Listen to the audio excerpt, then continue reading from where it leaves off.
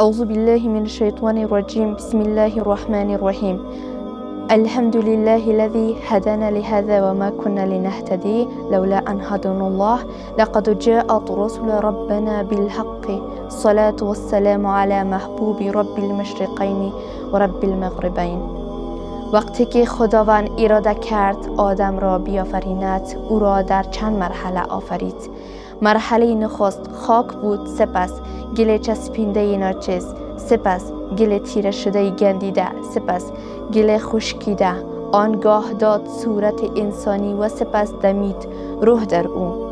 مرحله ایجاد و رشد جنین انسان را با استفاده از تصاویر متعدد به تصویر کشید و ضمن اشاره به او قدرت خالق متعال در این امر نشان می دهد که قرآن کریم چگونه 14 قرن قبل این مرحله را با دقت و درستی بیان. پس انسان با قدرت قشنگی آفریده شده و به این کمال رسید.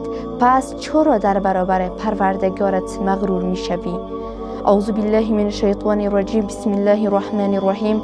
وسخر لكم ما في السماوات وما في الأرض جميعا منه إن في ذلك لآيات لقوم يتفكرون.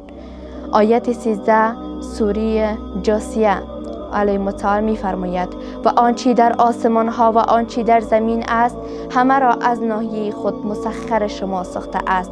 قطعا در این نشانه های مهم است برای کسانی که می اندیشند.